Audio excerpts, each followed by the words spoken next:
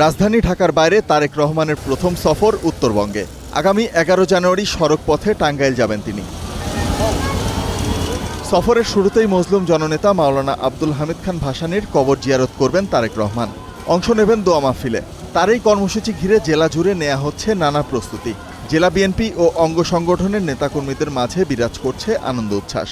যদি বাংলাদেশের মজলুম মানুষরা একবার সোজা হয়ে দাঁড়াতে পারে, তারা যদি সঠিক জায়গায় সঠিকভাবে কাজকর্ম করতে পারে, তাহলে দেশ মেরুদণ্ড সোজা হয়ে দাঁড়াতে পারবে।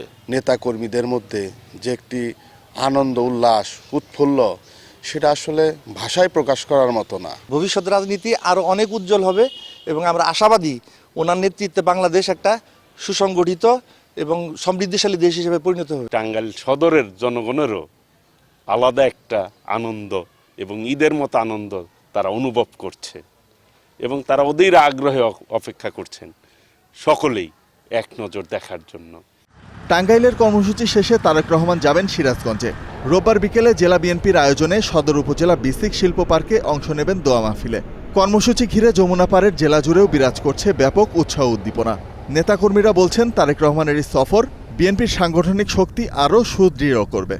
সিরাজগঞ্জ আবাহমান জনসাধারণ উচ্ছ্বসিত, আনন্দিত এবং ওনাকে সবাই এক নজর দেখার জন্য খুবই অধীর আগ্রহ প্রকাশ করছে। যে নেতা এত বিশাল পরিকল্পনা নিয়ে বাংলাদেশের মাটিতে পা রাখছে, সেই নেতা আসতেছে বাংলাদেশের সিরাজগঞ্জের মাটিতে।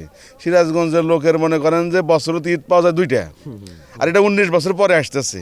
এটা ঈদের চেয়ে বড় আনন্দ। তারেক রহমানের সফর ঘিরে স্থানীয় ও জাতীয় পর্যায়ের নেতারা একাধিক প্রস্তুতি ও মতবিনিময় সভা করেছেন। কর্মসূচিকে সফল করতে সাংগঠনিক তৎপরতায় ব্যস্ত সময় পার করছেন তারাও। শুরু হয়েছে মঞ্চ প্রস্তুত সহ সার্বিক আয়োজন, চলছে মাইকিং ও জনসংযোগ। সিরাজগঞ্জের জেলার আমরা যারা সর্বস্তরে যারা নেতা আছি, জেলা বিএনপি, থানা বিএনপি, ইউনিয়ন বিএনপি এবং যারা কর্মী আছেন, তারপর আমরা স্বতঃস্ফূর্ত চেষ্টা করব উনি যেন ভালোভাবে এই মাহফিল অনুষ্ঠানে, দোয়া মাহফিলে অনুষ্ঠান করে যেন ভালোভাবে যেতে পারে। দেশনেত্রী বেগম খালেদা জিয়ার আত্মার মাগফিরাতের জন্য একটা গণদোয়ার ব্যবস্থা করেছে। আমাদের নেতা রাজি হয়েছেন, এখানে আসবেন, উনি আমাদের এই দোয়ায় সামিল হবেন।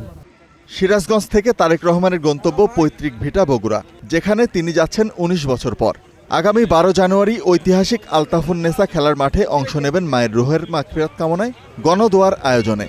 দলটির নেতারা বলছেন 1.5 যুগের বেশি সময় পর বাপদাতার ভিটায় আগমন উপলক্ষে নেওয়া হচ্ছে সব ধরনের প্রস্তুতি। আমরা আমাদের বগুড়ার আপনজন, বগুড়ার সন্তান তারেক রহমানকে আমরা স্বাগত জানাবো। চান্দাইগুনার থেকে স্বাগত জানানো হবে বগুড়া সীমানা। আমরা বগুড়াবাসী কিন্তু সবাই তার জন্য অপেক্ষা করছি। আমি জানি যে এই মাঠে তিনি আসবেন। 12 তারিখে একটা গণদোয়ার আয়োজন আছে, 11 তারিখে তিনি সড়ক পথে বগুড়ায় আসবেন। ত্রয়োদশ জাতীয় সংসদ নির্বাচনে বিএনপির প্রার্থী হিসেবে প্রথমবারের মতো বগুড়া 6 সদর আসনে পা রাখবেন তারেক রহমান। দোয়ায় অংশগ্রহণের পর রংপুরে জুলাই শহীদ আবু সাইদের কবর জিয়ারত করার কথাও রয়েছে তার। শোভন মাহমুদ খান, স্টার নিউজ।